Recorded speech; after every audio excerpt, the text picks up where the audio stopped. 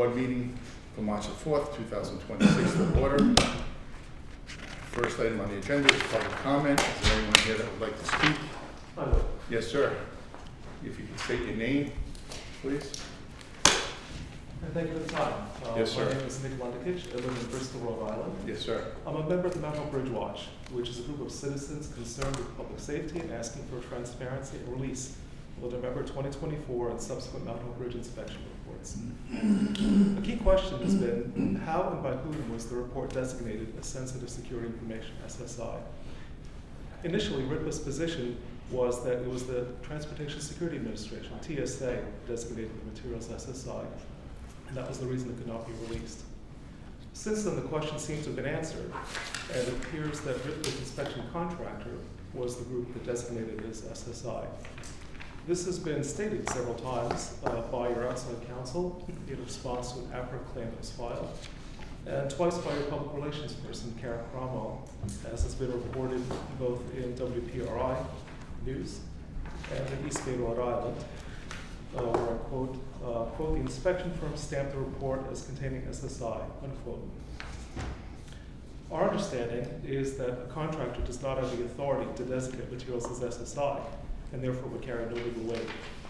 This is based on our read of the federal regulations, and specifically 49 CFR 1520, that says only TSA can designate materials as SSI, and furthermore, that SSI is limited only to information that TSA is determined to be SSI. There appear to be precedents for this to be upheld by the courts, and specifically case number 09-13805, Detroit International Bridge Company versus the Federal Highway Administration, heard in the United States District Court, Eastern District of Michigan, and the Southern Division, regarding the Ambassador Bridge. The Detroit International Bridge Company held that because their contractor designated the Ambassador Bridge as having SSI material, they did not need to release the report. The Federal Highway Administration differed in their opinion, and the court agreed with the FHA. And I'll just read you one statement from the finding of the court. Quote, the public's interest in knowing the condition of the bridge exceeds the potential security risk of releasing bridge inspection information, unquote. So based on what we've learned and what's been disclosed, we believe the SSI designation is not valid, and the report can and must be released. There's significant interest and growing concern from all East Bay stakeholders in this matter. More than 5 million vehicles each year use the Mount Hope Bridge, including myself, coming home this morning. You are the board of directors of RIPA. You have a responsibility, a duty of care for public safety. You know the public response on this. If the bridge is safe, as RIPA has stated, then release the report to substantiate those claims. So in closing, we have 3 requests and questions of the board. First, this group has previously asked that Mount Hope Bridge Safety be made an agenda item for board discussion. We would ask, has the board considered this? And if yes, why has it not been included so far? Second, based on what we've learned and what we've read, as I've summarized today, we believe the SSI designation for the bridge is not valid. What is the board's position on this? And lastly, we'd like to again ask to release the November 2024 inspection report, as well as the results of the December 25, January 26 follow-up inspection, including what components of the bridge were targeted for reinspection and why. Thank you for your time. Thank you, sir. And placing to you, these are copies of the materials I referenced, as well as in the materials summarizing the points I made today. Thank you. Thank you very much.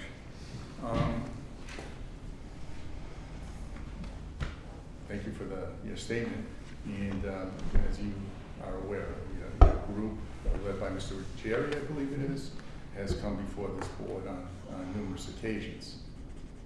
And I've discussed with our executive director, chief engineer, and legal counsel the various things that were brought up by Mr. Ruggieri and your group. And I'd like to address them, if I may. I wish Mr. Ruggieri were here. First, your group has claimed that the public has not received a satisfactory answer with clear evidence of the Mount Hope Bridge safety. However, a nationally known and qualified inspection firm prepared a full Mount Hope Bridge inspection report to the FHWA, who has reviewed the report and independently posted that the bridge condition is fair on their own website. you have claimed that the full inspection report for the GW Bridge, George Washington Bridge, was released to the public. However, the Port Authority of New York, New Jersey, who are the owners of the George Washington Bridge, has confirmed the reports are not released and that doing so would put the public safety at risk. Third, you have claimed that all 4 Rhode Island Turnpike and Bridge Authority bridges claim that the SSI exemption are not publicly released. However, this authority, the Rhode Island Turnpike and Bridge Authority, manages 14 bridges, 10 of which are not SSI, and inspection reports are publicly available if requested. You have asked where the TSA review of the report stands and for a summary of the dehumidification project. You have been advised repeatedly that the report is pending review by the TSA to determine whether any of its content may be publicly available, and you have received public documents related to the dehumidification project.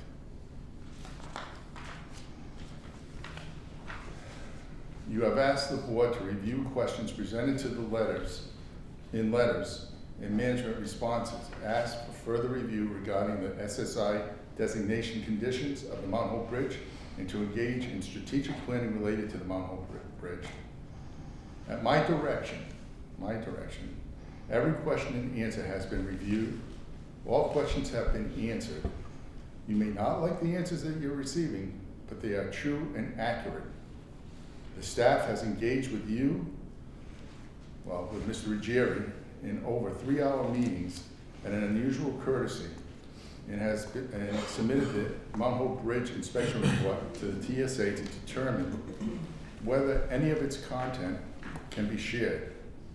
The board's own counsel, Mr. Rodeo, as Mr. Ruggieri would know, are aware the Office of the Attorney General have reviewed the way your requests for the Mount Hope Bridge inspection reports have been handled by our staff.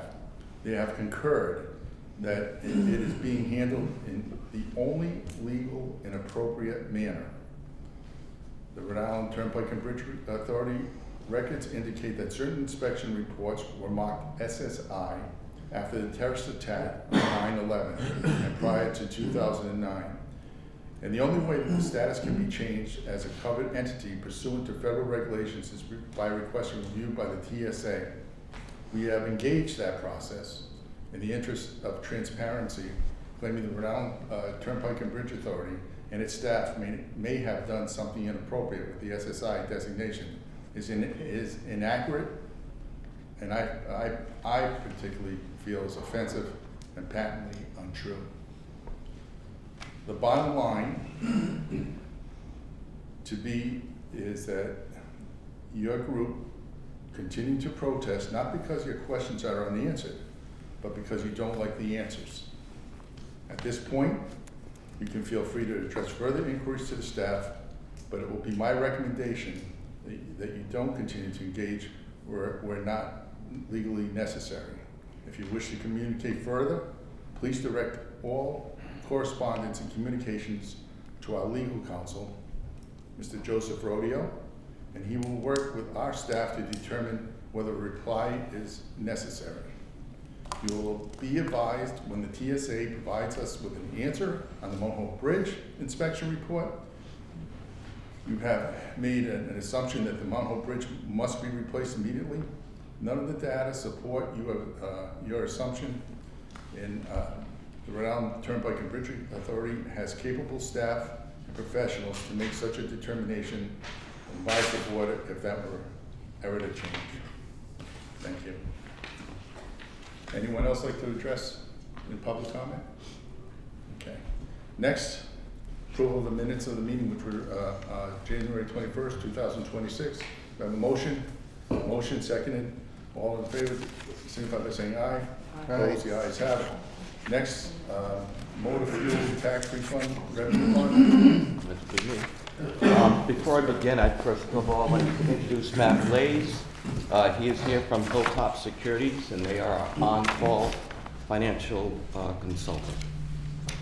Matt will be able to answer many of the detailed questions that you may have. Recommend approving the selection of Senior Manager Underwriter, Huntington Capital Markets, Co-Senior Manager Underwriter, Bank of America Securities, and one Co-Manager Underwriter, JP Morgan, for the purpose of refunding the outstanding motor fuel tax revenue bonds, Series 2016A. On November 12th, 2025, an RFP was issued for the subject services. On December 3rd, 2025, 16 qualified proposals were received and reviewed by RIPTA staff, RIPTA's on-call financial consultant, and RIPTA's on-call bond counsel. After review, each proposal was rated based on national experience, Rhode Island experience, key personnel, distribution capabilities, and fees. The top 3 firms were Huntington, B of A, and JP Morgan. Estimated savings of the refunding of approximately $86 million generates approximately $8 million of savings. And we'll take any questions that you may have. Jeff, I noticed recently, I think Bank of America was involved in some sort of a merger. I know my local Bank of America says Beacon Bank right now on the sign.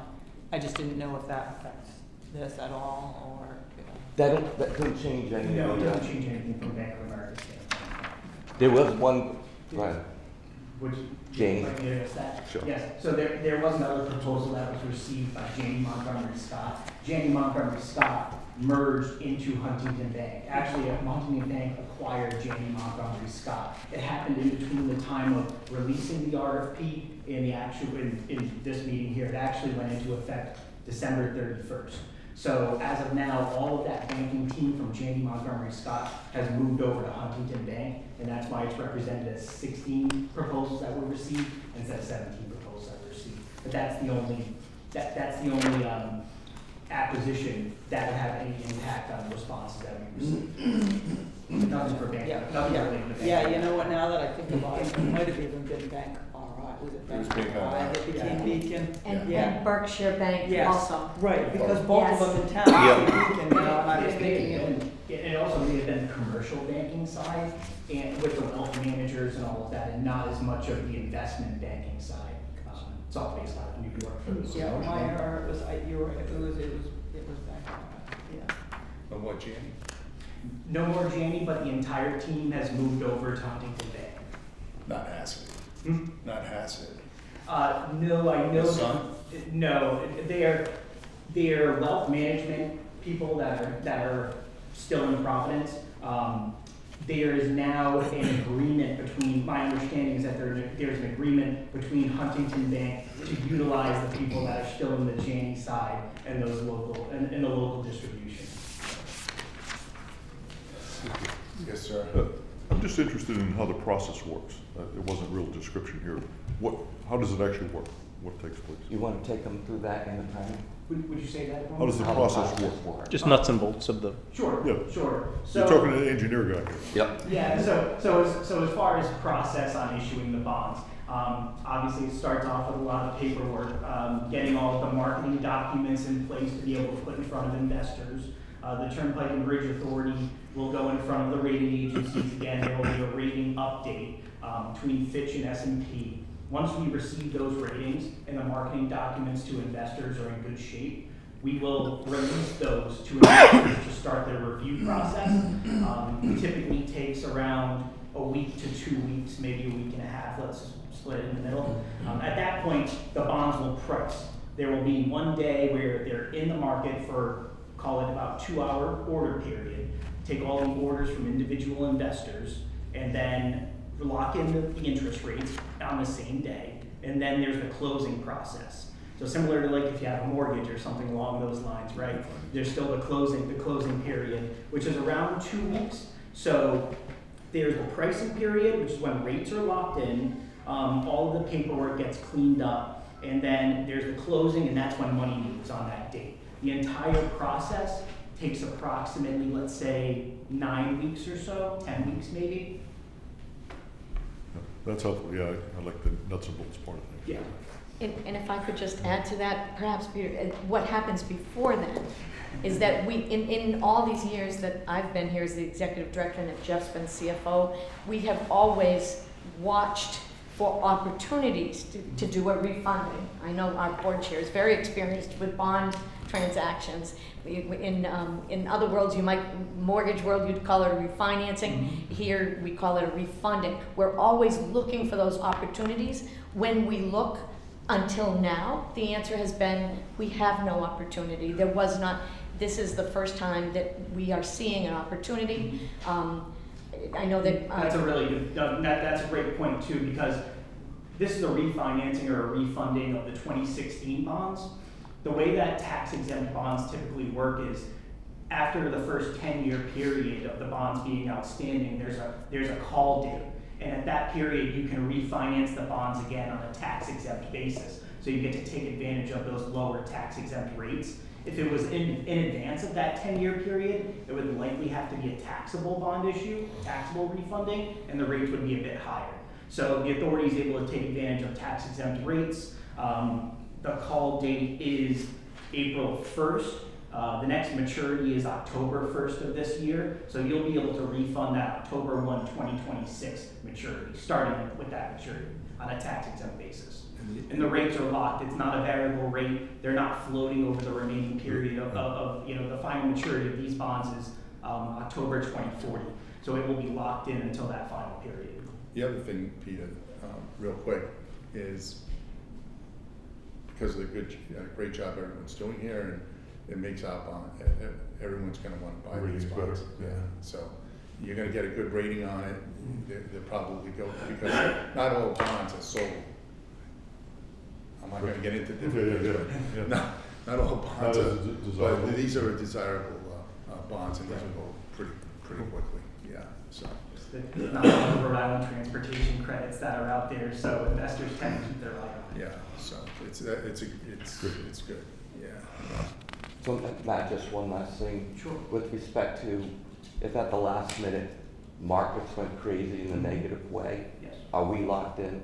Or No. can we bail out? Yes, no, there's, at no point do you have to enter into that pricing date until it's advantageous to you. So, if we get to the date that we're anticipating for pricing and the economics aren't there, in other words, let's say the market moves away from us, something happens on a geopolitical scale, it's something that moves the market in the opposite direction, you can hold off, go to be determined on a time, and then whenever it's advantageous, you enter the market and you price those bonds.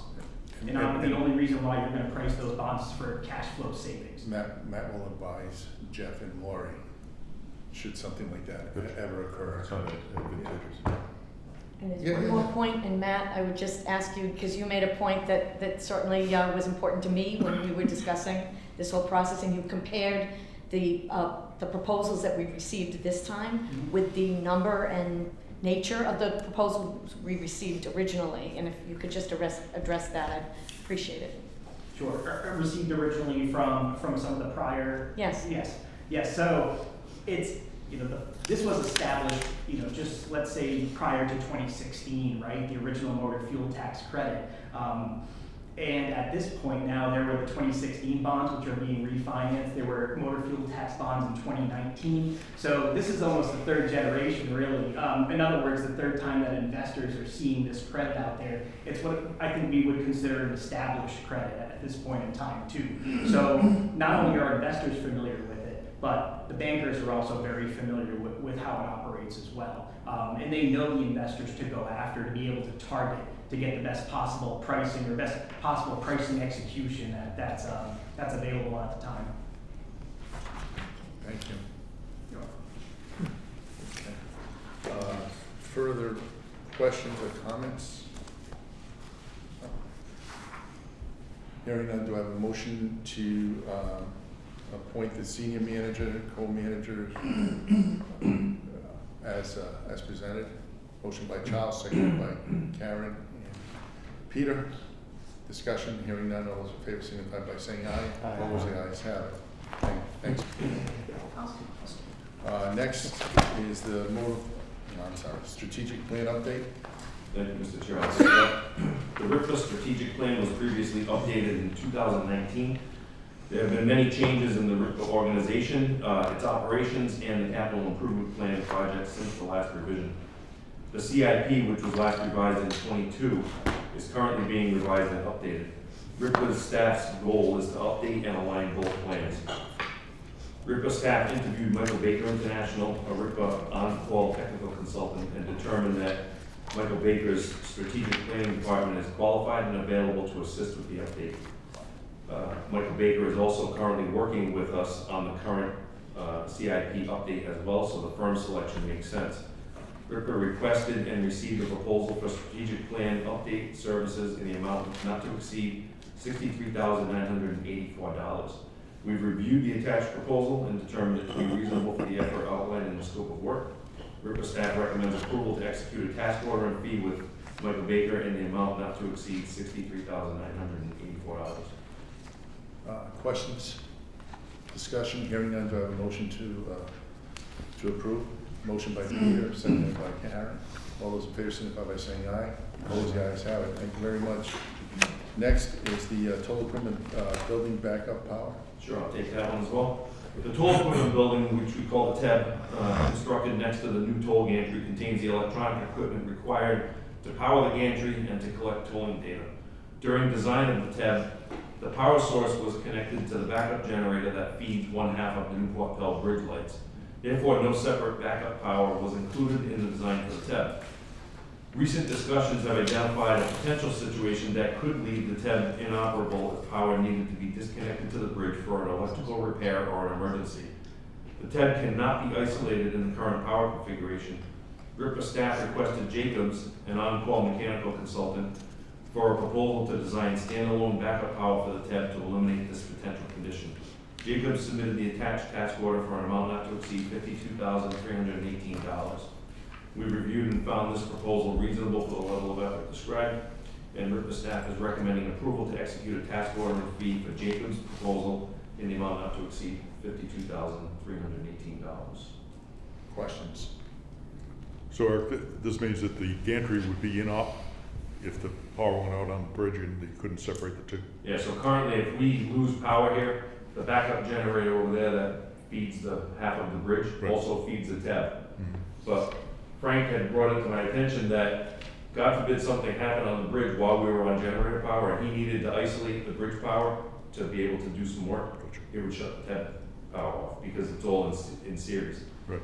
This project here will provide a standalone generator. It'd be located at the TEB. We lose power, that generator will power the TEB. And whatever happens to this one, the TEB will still run. And Independent. coincidentally, we almost ran out of battery backup power in the TEB during this last snowstorm when we lost power because we had a problem with this generator. It just was like the perfect storm, and I was talking to Lori about it. I said, coincidentally, we've got this item going to the board this month. You know, I said, but this is exactly the situation that this would address. So we wouldn't have to worry about losing, the backup power out there, so. Would be an external generator for Yeah. the building? It wouldn't be a huge generator, it'd be sized only for that, for that building. So. Got it. Further questions? Hearing none, do I have a motion? Motion by Peter, seconded by Charles and Karen. Discussion, hearing none, all those in favor signify by saying aye. Aye. Ayes, and the ayes have it. Next, the Newport Pell Infra Deck Rehab. I'll take that one as well. Majeski and Masters is our design consultant developing the deck rehabilitation contract under the INFRA program. The first task order with M&M was executed in an amount not to exceed $1,374,227, and this included all design, bidding, and construction support services. During a recent design status meeting, there was a discussion regarding how the suspended spans might respond during the different stages of deck removal and the multiple configurations of additional concrete barrier required to guide traffic and separate the work areas. Due to the potential of wind-induced movements, RIPCA staff and the design team determined that additional study for this phase of the project is warranted. The additional design study was not included in the initial task order. M&M and their sub-consultants developed and submitted the attached task amendment proposal for an amount not to exceed $180,775. One of M&M's sub-consultants, RWDI, has included $30,000 in their part of their proposal as a contingency, only to be billed against if necessary, depending on what the initial results are during the analysis process. RIPCA staff had an extensive discussion with our program manager, HDR, and all design parties involved in this extra work to fully understand the level of effort required and found the proposal reasonable. RIPCA staff is recommending approval to execute a task amendment and fee for M&M's proposal in the amount not to exceed $180,775. Questions? Peter? A comment? Yes, sir. Yeah, I think this is really a worthwhile investment for purposes of safety and confidence in the work that goes on. If you can envision, when they're doing the demolition of the deck, there's all kinds of shifting loads in the median barriers would change and so on. And it's not so difficult on the trusses, but on the suspended spans, you need the modeling to make sure that what the configurations we have up there are safe. So I think this is a good investment. Thank you. These companies have started back when we did the design of the median barrier. There's a wind tunnel, and there's a model that this company already has of the Newport Bridge, so they can model in the wind tunnel any different load configurations already. So it's a wise investment. little history there. Yeah. Huh? Pretty good. Yeah, it is. Our WDI was the one who did the wind study for the current medium battery, so. They're a company that does it all. I mean, they do it for everybody. They're out of Canada. They're phenomenal firm. Yeah, DOT, we actually were involved with that Yes. wind study with the medium barrier, so Yeah. back then. That's right. Now we have two. Everyone's gonna be jealous of this boy. Huh? That's great. This is nice. This is Yeah, good. really worthwhile. Good. Yeah, I did see the picture, it was pretty impressive. Yes. Yeah. Further questions, discussion, hearing none, do I have a motion to approve as presented? Excuse me, motion by Bob, Karen. All those in favor, signify by saying aye. Aye. Opposed, the ayes. Excuse me, have. Next is the customer service. That's me. Hi, Jamie. Hi guys, how are you? Good morning. Yeah. Thank you very much. First, I would like to say that Stan Rosales from RK&K is here, so if you guys have any questions at the end. Who is, I'm sorry. Stan Rosales, right, he's gonna give a wave. This is Stan Rosales, he's one of the individuals from RK&K that helped with this report. So if you guys have any questions at the end for myself or him, he is available. So just to be kind of high level overview on this, Renwood, Kelper and Call, otherwise known as RK&K, were engaged under contract 23-9E to do a study of the RITVA Customer Service Center. Several recommended enhancements have already been implemented, while others are currently under review and evaluation. These efforts reflected continued progress toward improving customer service operations, enhancing the overall customer experience, and delivering more user-friendly solutions. Before I begin reviewing the summary items on the customer service report, I would like to take a moment to recognize our customer service staff. Simply put, without them, there would be no customer service. As Lori has shared during prior board meetings, it's remarkable that the staff are able to leave at the end of the day with their smiles on their faces. That sentiment truly resonates. Serving as a customer service representative is not easy, and over the past several years, it has become increasingly challenging for the RITVA customer service team. I often say that if someone wants to truly understand all things EasyPass, they should spend a day walking in the CSR shoes. Over the years, our business model has evolved, increasing the volume of information that CSR staff are expected to master and maintain. This expansion of responsibilities may make their work environment particularly demanding and high pressure. In addition, customer behaviors have changed over time, introducing new challenges in how we provide effective and timely service. We have experienced an increase in hostility and heightened emotions to the point where we now rely more frequently on the presence of Mr. Steve Cahill from security to assist with the de-escalation. His support has been invaluable in helping our staff feel safe and supported during difficult situations. Many of our members of our team have endured being sworn at, threatened, or subject to inappropriate remarks, and in some instances have objects thrown at them. Despite these challenges, they continue to show up each day with professionalism, patience, and a genuine commitment to serving the public. They care deeply about this agency and the success of the tolling department as well as RITVA. The tolling staff consistently go above and beyond, staying late, coming in early, and dedicating extra time to ensure their responsibilities are handled thoroughly and accurately. Their perseverance, resilience, and professionalism do not go unnoticed. As management, I'm incredibly grateful for the team we have here. I always tell them what we do is not easy and recognize their hard work, and grateful for the team we have here. I would like the members of the board to know of their hard work, dedication, and professionalism that the staff exhibit here at RITVA every day. The RK&K report provides a comprehensive overview of all aspects of the customer service department. I'm pleased to share that several of the recommendations identified during the review were already underway or have further been strengthened or are under further review to be implemented. RK&K has contributed valuable insights, recommendations, and enhancements to the customer service department. Over the past year, the customer service department has experienced several contributing factors, what me and Lori like to call as the perfect storm, occurring in short time, leading to an increase in the customer service traffic. These include invoicing delays, back office migration glitches, smishing scams, the battery life of transponders failing. Those all kind of contributed around the same time, which is why this report was so important to have. RK&K interviewed the staff and gathered an understanding of the themes the staff has felt, and a lot of that we have acted on and tried to improve. Training has been one of the department's ongoing challenges. We have consistently recognized training as a priority and have made efforts to improve it. Training initiatives have at times taken a secondary focus due to more immediate customer-facing demands. I often compare EasyPass to an onion. Both have multiple layers. Similarly, EasyPass requires a broad and layered understanding, making comprehensive training critically important. Prior to RK&K's analysis of the Customer Service Center, I began reviewing and updating training manuals and processes during the migration of the new back office system. We also had a comprehensive manual outlining its core functions.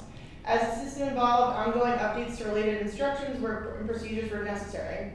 Group training, regular staff meetings, and a tiered progression system were already underway. However, RK&K's recommendations reinforce the importance of making training and open communication top priority, something that we are continuing to strive to do. RK&K has recommended development of standardized operating procedures and clearly defined business rules to provide consistency and clarify for all staff. I'm currently working on this initiative as it offers a clear and concise approach to ensuring all staff operate with the same set of expectation guidelines for all customer service. KPIs is an excellent recommendation that we're working to abide by for all customer interactions, making sure that all staff are performing to the best of their ability and running through all information through the system. Currently, our KPIs are making sure that every time a customer calls us, we run everything through the system, making sure their information is all addressed so they don't have to call us back. So these are more things to strengthen that. One of the huge aspects of the RK&K team was our global agility solutions. When they came on, specifically Stan, was a tremendous asset during this implementation of the remote customer service center. At the time Global Agility was brought on board, we experienced significant customer impact and we needed to act quickly and efficiently. We led the training initiatives with the Global Agility's team, which allowed us to strengthen our training materials. Normally, on average, for a training of a CSR, it can take anywhere to 3 months. We did this in 3 weeks. So it allowed us to prepare for the transition and make a smooth process. Stan's expertise in the IT side was instrumental in successfully launching Global Agilities remotely. His knowledge of the technical requirements and security protocols helped guide the process and ensured we implemented the system properly and securely. With Stan's guidance and advice support, we were able to bring Global Agilities online with a matter of weeks. This including testing the soft phones, establishing remote working capabilities, and new procedures that were put in place. Another thing that the RK&K report brings up is space. RITB has consistently been creative in optimizing space for staff. Following the departure of Katie, one office was recently repurposed to accommodate 4 additional desks, which looks really good room. We got a nice carpet in there and everything from help from Eric and Jeff and Frank and Steve and all that. That has been great. This allowed us to remove 4 desks from our current walk-in center and put it currently in that office, making it more of an open flow for the customer so it's not all sardined in one area. It's more open and the customers are kind of more comfortable.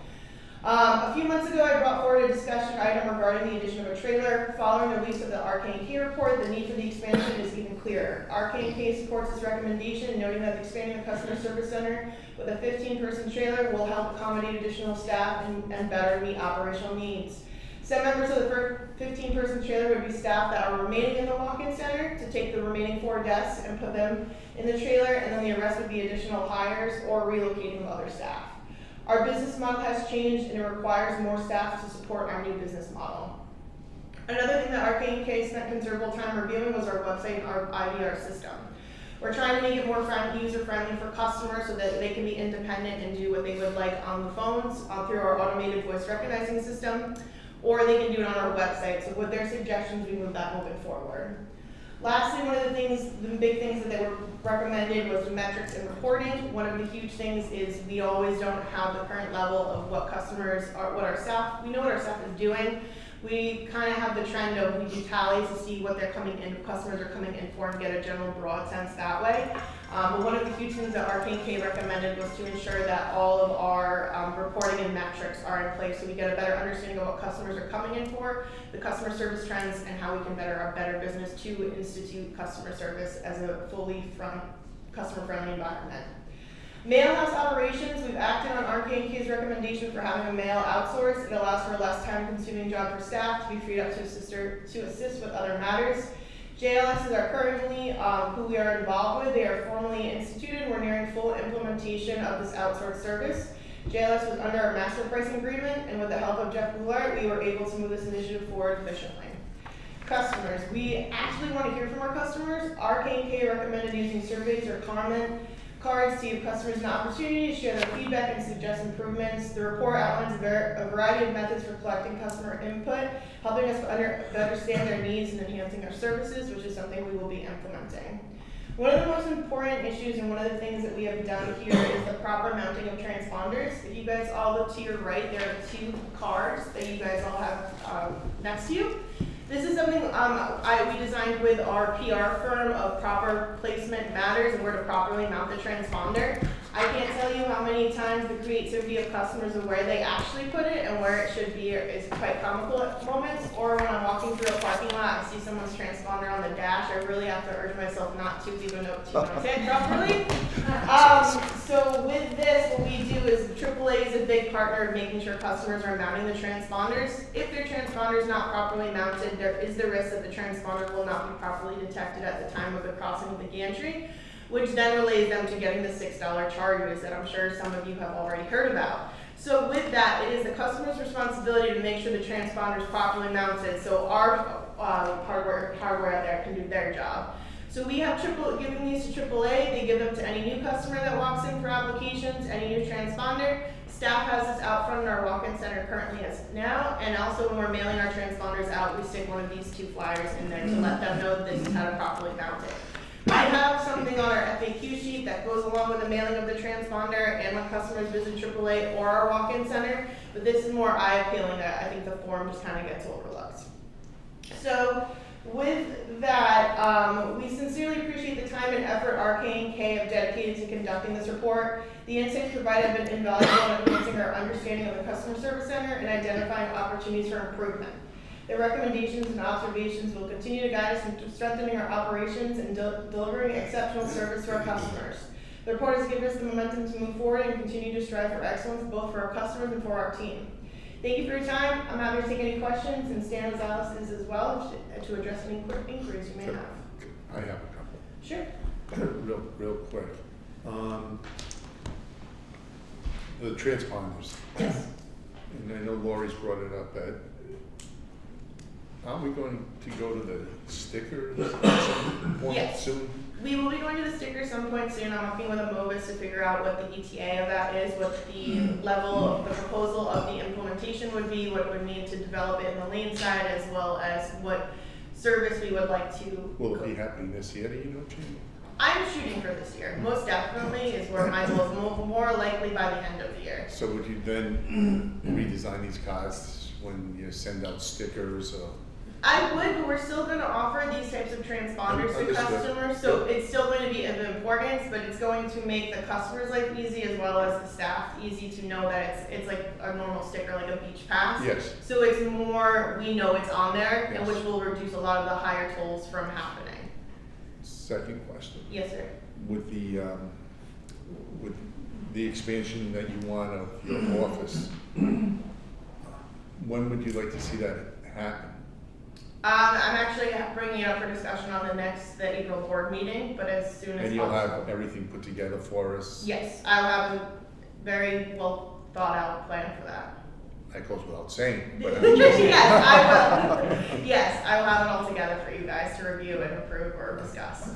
And I did ask this before, I know I did, but we can't expand like the building itself? Okay. Have we looked into that? We've looked at, we had some preliminary estimates done, God, it's been 4 years now, maybe? At least 2. I think it's been longer, I think it's been at least that, yeah. Can we, like, investigate that again and use, I mean, I know Jamie needs more space. That would be like maybe a temporary thing and then expand the building itself. Can we work on something like that? That's the second and third and done, right? And one next thing is you brought up a good point as far as, you know, people experiencing what your customer service reps do. Yes. So I think it'd be a great idea if Peter, Charles, and Karen went out there and experienced it with everyone. Bob's busy and you know, I'm just, I don't have the temperament for it, so. Yeah, anytime anyone wants to come, I can set that up There you and go. sit and. Yeah, I like that. Yeah, see? There you So we're experiencing the same thing. You know, it's I'm not sure what is going on with the public, but it's getting a little hairy. Yeah, from my experiences, I think the pandemic really shifted a lot of behaviors. that's what And I it's- think it since did. then, even on my own personal time going to CVS or Stop and Shop, some of the Yeah. people that interact with the staff there, I'm kind of like, okay, at least it's not just us, but it's, everyone just needs a Yeah, I nudge. don't know how our customer service people do it. They go. So the people actually, I don't know what else, they're not nice, I guess, right? People forgot how to be human to each other during the pandemic, No that's what kidding. happened, they were so isolated, they literally have started to behave badly towards each other, and it's still carried over, you see it with people driving on the roads. I see more road rage every single day. People flying by me doing 90 on the bridges, I mean, mad that they can't get by everybody, it's just, they forgot how to, no. There's also a lot of workplace training going on with this new generation that isn't used to being at their friends' houses in front of their friends' parents. Interactions are digital. So Yeah. what happens in that case, Jamie or Bob, if you have, do you call the police in? Steve, do you want to? I usually call Steve. He's honestly been great because it's a de-escalation. Sometimes his presence alone. Yeah, a lot of times I'll go out there and just kind of walk over to wherever the situation is. They'll see the badge on me, they'll ask me who I am, I'll say I'm a manager. I'm not an Easy Pass manager, but I pretty much answered their question. That sometimes will settle them down, like I've gotten somebody's attention now. They come in with the attitude of, you know, you're trying to steal money out of my pocket. And it's amazing to me to try to understand when people go paperless and don't see something come in the mail to their house, they act as if it doesn't, that, like what they've been doing, you haven't reached out to me. And then the CSR will sit there and tell them, yes, we have, this is what we've done. We've emailed you, we've done this, we've done this, we've done this. And then, you know, they'll say, no, you haven't. And, you know, I have to at that point kind of, Karen, you'll get this from our cop days, just say, okay, this is what I'm hearing on this side, this is what I'm hearing on this side. It's not coming together. So this is what they've told you. You either have to accept it or we are done. We are no longer going to take you on as a, you know, to take care of you today. We hope you come back on another time, but we cannot resolve this if you're not willing to listen. And then that kind of sets them back a little bit. So to answer your question, Mr. Chair, yes, we do sometimes have to call the police. The Jamestown Police responds. They're right there and they're here as quickly as we call. There was one night, and this goes back some years now, but there was one night where they came and they had to escort the customer service reps to their cars because an incident had happened at the end of the day, and they stayed and walked people to their cars.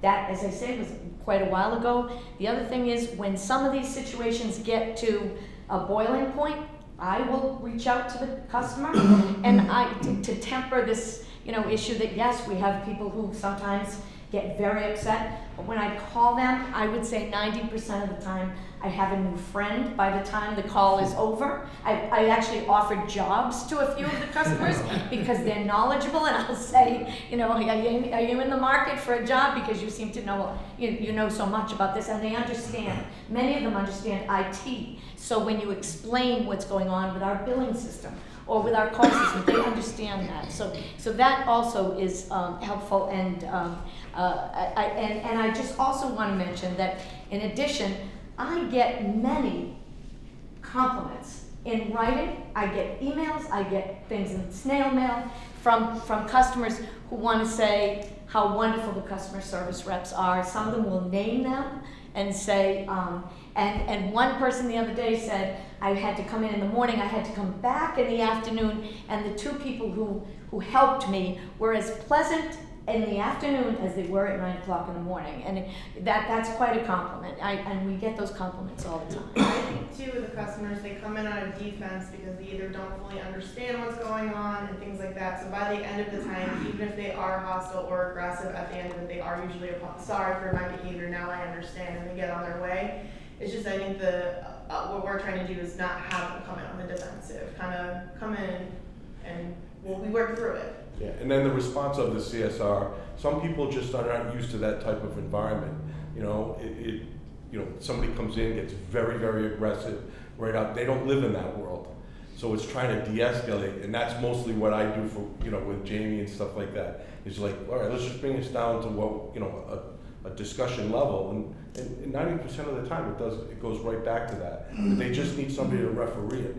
And with the help of Steve and Vinny, we do normally do de-escalation and as well as arm shooting trainings, and that's something we're going to do on a more regular basis so everyone is fully comfortable. Author of the report wanted to Yes, briefly sir. say something. Yes, sir. Okay, just want to comment. Yes, sir.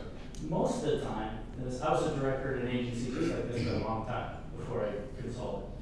Most of the time, and I do this for a lot of agencies now, most of the time what they want is a triage after the fact. Like, what went wrong, right?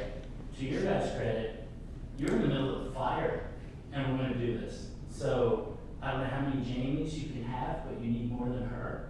She's 3 people. I know she is. She's amazing. So while we were looking, you're in the middle of the fire. So that doesn't happen often when you're right in the middle of it. And so many things were dealt with along the way. And you're from the interviews at the start and to see their attitudes. They spoke very frankly, all anonymous input, but we said, look, let your hair down, tell us what you think, because I promise you we'll make it better. Lori promises you she'll make it better. And she lived up to that promise along the way as best she can, and they continue. So to your guys' credit, to jump into this in the middle of it all, report took a little longer than we would have liked, but it's good that we took a little longer because those improvements along the way started to show. So to your credit.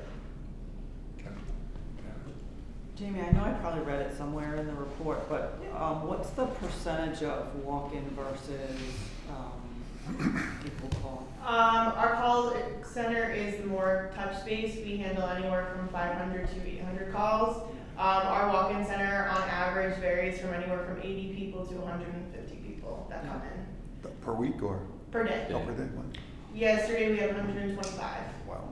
So Global Agility is supplementing our staff then? Yes. For the Coleman? And have we done like a study on the cost of them versus hiring more people? Because my sense is generally if you contract something like that out, it's obviously you're not paying benefits and their employees are probably like not in the United States where they pay a No, lot they are. less. They Oh, are. But Jeff and I and Jamie, we monitor that and take those factors into consideration, and other cost factors as well. Because I know that those can be very useful in supplementing your employees, and I mean, you obviously, if you've got mostly call center people, you obviously some people here. Yeah. But a good percentage of people in a call center would be, I would think, really advantageous. It's been challenging to hire bilingual people, and we really need customer service reps who speak Spanish. All of the Global Agility, virtually all of the Global Agility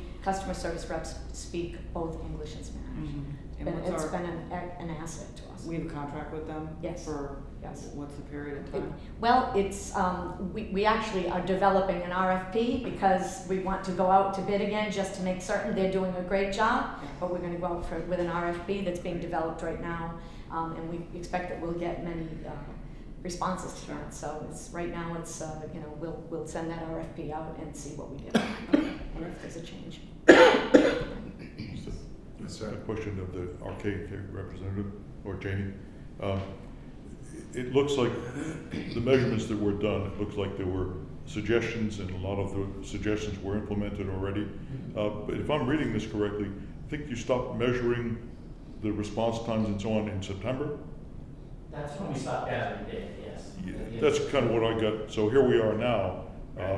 Do we have any way of measuring the improvements from beyond that point, also beyond September? We could, I don't currently have access to that, but I could further, you know. Just to confirm, RIDBA, we have it in-house. Yes. We It do, just has not yes. been provided to the consultant. Yes, It's not- yes, okay. yes, Yeah. yes. Yes, We we can can do that Okay. always, yes. So what can you tell us about the improvements in response time? We have approximately 24 global agility staff. A couple people just recently left, and I can say that the calls answered for the most part have increased. In the last month or so, there has been an uptick because of the customer service center needing, everyone's getting their replacement of transponders. Last week was a really good week, but because of the blizzard, it is improving, but there is still room for improvement. And one of the things with global agility is because we were getting them in so quick, like I said earlier, it's 3 weeks of training. I'm now trying to go back and either make them a little bit more independent, that they don't need supervisor assistance as much, because I currently have 4 people designated to assisting them daily for the other remote staff. So it allows the retraining of them or enhancing their training or bringing their training just like we do here to the next level to allow us to answer phone calls better. Some of the measurement I was talking about where you were measuring response time, to time waiting to get talked to, and then the time during the duration of the exchange. Yes. Do you have an update on? I can get you the actual stats on that. I don't want to misspeak on that. I can definitely send that over to you for you guys to have as an update from September. Yeah. Absolutely. But Peter, One last thing as a goal here is to get the people off the phone, if we can, right? Stop them from coming in, get them off the phone. Mhm. If they wait too long on the phone, then they become a walking customer. So an important thing to continue moving forward is to automate as much as you possibly can, the simple things. Somebody wants to call and pay a bill, it shouldn't be complicated, it shouldn't be anyway you're done. If you have multiple bills, you shouldn't have to be bounced all around. These are things, it's a continual improvement to cut down on the number of people that need to reach out to you and wait for a CSR. But people get frustrated with these automated Me too. lines. I mean, you know, you have to go through 8 different things and, okay, push number 5, and then you get to number 5, okay, but then push number 3, and then they get really upset. And then they show up here and they're really upset. And then they get in. New Jersey's, I'm a New Jersey customer. 45 minutes wait time, they don't care. They want to push you to automation so bad that they're not going to fund the hundreds of extra people they would need to bring that down to a reasonable level. You're a little better place than they are. I understand that, but what I'm saying is that automation tends to upset people a little bit more Oh, yeah. because they don't get the answer's not satisfactory Yeah. answered, and then they come in here with an axe to grind, Right. and they take it out on these poor, Jamie and her staff, and it's like, okay, frankly, get out here, Automate the simple things, that's all, not the things that people really need to speak to someone So about. our goal is for our customers not to need to contact us. Either they get a bill, they get transactions posted, that's the goal, and that's where we've been working toward that goal. And And we're getting there. Simplify. Yeah. That's, Yeah. it's the Yeah. easier. The customer service center, we have a good momentum going to make improvements. There's always going to be ebbs and flows with upticks in traffic. Some weeks our call responses might not be as better as there are other weeks. So I don't want you guys to think that we 100% fixed it. We're in the momentum to make it better. That hopefully in 2 months, 3 months, I can come back and say, wow, we did good. But this is the momentum we have to make it better.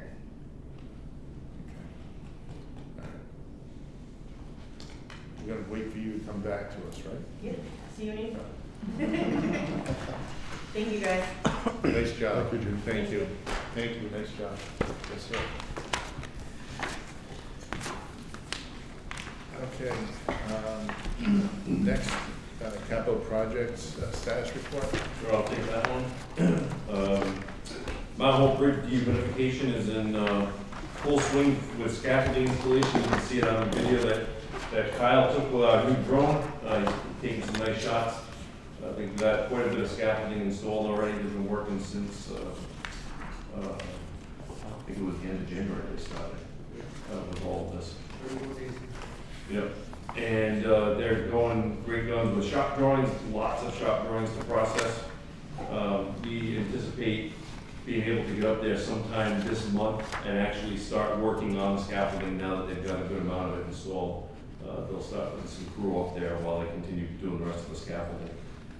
The program management for the infra project is moving along nicely with the program manager HBR is working on compiling all 3 of the design packages into one contract. We anticipate going out to bid within the next couple of weeks to hit the street with all 3 packages wrapped up. All of the 3 design consultants that are working have reached the PS&E stage, which is plan, specs, and estimates. And again, they're all being compiled by HDR into one package. There'll be 3 volumes for each of the design packages, but there'll be one front end, that wraps the whole project up into one contract. Steel repairs and joint replacement construction for Fishing Pier Access Bridge and Jamestown Bridge will start work again on March 17th on the westbound side. Rockio has just reached out to us and indicated that they want to start very soon.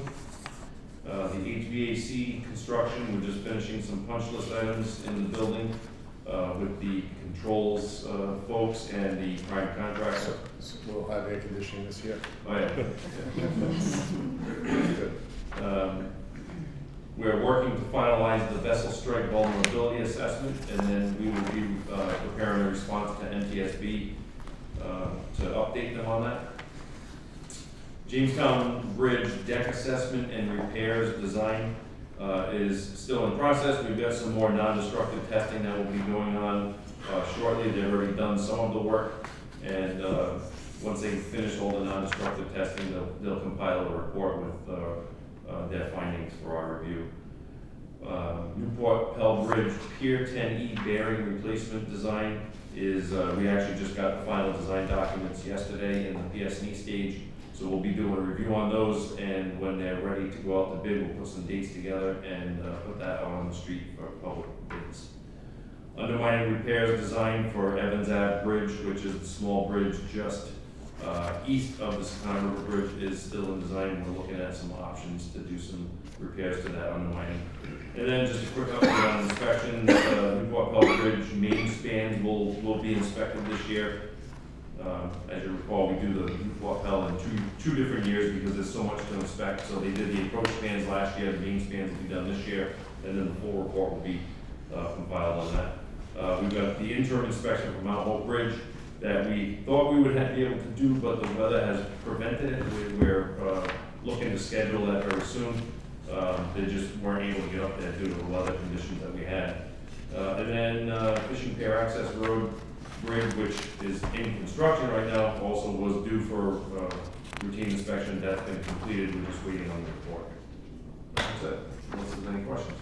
Questions? Thank you for the update. Financial report, Kevin?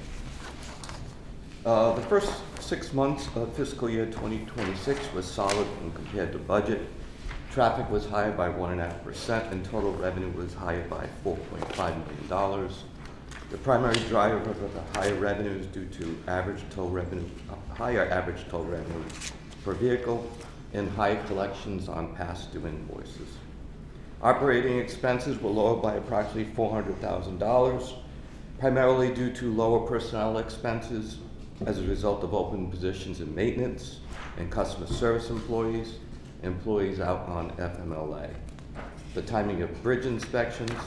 This was partially offset by increased costs from a third-party vendor who is providing the supplemental phone support for RIPTA's customer service department and higher credit card fees due to higher volume.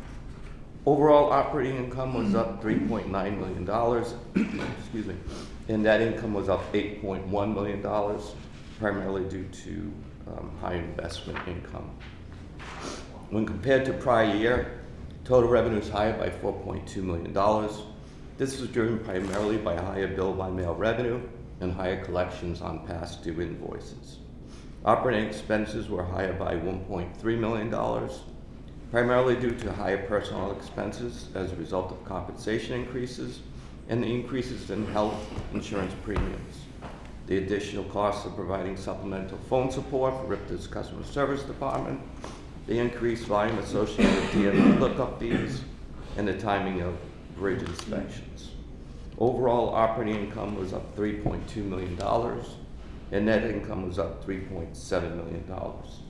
And Lori, as this is in the financial reports section, would you like to make a comment regarding the IRS audit update? Yeah, I just wanted to mention that we have been the subject of an audit by the IRS of the motor fuel tax bonds.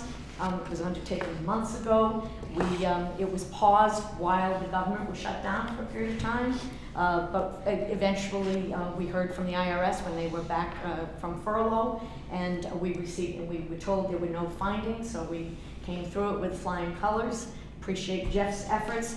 Hilltop was involved as well. In the end, they actually, the IRS had questions about calculations that had been done by Hilltop, and then we finally received both an email and then an official closing letter saying that the file had been closed. So that was a great way for that to go.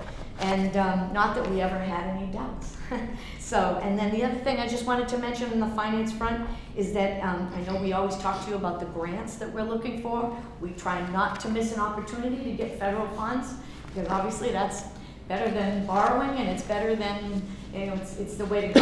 So, you know, we've been very successful with the grants for the grants for both the Pell and the Mount Hope Bridge. So right now, both Senator Reid and Senator Whitehouse on the Senate side and Congressman Amo have reached out with opportunities. On the congressional side, on the House side, it's not called congressionally directed spending. It's called community project funding opportunities. We have submitted on short notice. We will be submitting this Friday a proposal to fund a generator, or backup power system, I should say, for the easternmost end of the Newport Bridge. That's something that we should have, and we're looking. I'm not exactly sure how much that will be at this point, but we'll know by Friday exactly how much money we will be asking for that. We've reached out, and I have to say this. We've reached out on short notice to what I call our stakeholders, our elected officials at the state and local levels, our town managers. They all rise to the challenge. They get me back support letters as quickly as we ask for them. They are all, you know, I couldn't be more grateful for the support that they show us. They clearly understand the importance of supporting us and keeping these bridges healthy. So, so we've got quite the stack of letters of support going with that proposal on Friday. So that's it. Anything else? No, sir. Thank you very much for that. Well, Okay, you're up, Lori. Yeah, so tolling operations, we've already discussed quite a bit today. The only thing I will add is that I'm pleased, Jamie is pleased, I think we are all of us who interact with Emovis, who has the contract for both our lane side operations and our back office system. We are meeting with them regularly, we are receiving reports very frequently as to what items on our, I'll call it our punch list, have been addressed, which items remain to be addressed, and we're getting to the ones that now we have gotten to the ones that are most critical, and we're very pleased. Our consultant Janet Fleming is also meeting with us regularly. They're coming in for the entire week. Emovis is as well. The week after next, The 16th. the week of the 16th. And I've arranged to have one-on-one meetings with our consultant. Every Friday morning I talk to the consultant from Janet Fleming to just check in and make certain that they are making certain that the Emovis contracts are proceeding and we're getting the benefit of the bargain. So that's what's going on with tolling operations. We will be hosting, for the first time in a very long time, the E-ZPass group here, that's the Executive Management Committee of the E-ZPass group. We'll be hosting them in this room. This room will be filled with the executive directors and other officials from the E-ZPass entities. I think we're up to 44 E-ZPass entities. We're partnering with the Central States. We are partnering with the Gordie Howe entity, which is Canada and the United States, It's moving west, it's moving north, so we will have representatives from those entities here that those who don't attend in person will be here virtually. So that'll be a 2-day period, April 8th and 9th. The build grant, I just wanted to mention, we are seeking, we are filing, in addition to the earmarked money that I mentioned from Congress, we're pursuing funding from a build grant. That's the old RAISE or TIGER program. The build grant will be for the planning of the new Mount Hope Bridge deck in the coming years. Again, on that one, we're limited in the number of support letters we can have, but we've identified the ones that are most important, that we think will make the biggest impact and maximize our chances of getting that money. Eric already mentioned Pell Bridge vessel strike vulnerability. Obviously, we're interacting with the National Transportation Safety Board on that, in which that process began after the incident at the Francis Scott Key Bridge in Maryland. In addition, we had a meeting recently here of all the stakeholders in public safety, local, police, fire, state, same stakeholders, Coast Guard, the Marine Pilots Association, everyone who would need to work together in the event of an incident that took place in the shipping channel here with the Pell Bridge. Well, to your credit and your staffs, as soon as that happened, you folks did. We were on it immediately. Yeah. And so kudos to you. there will be we will be doing what's called a tabletop exercise.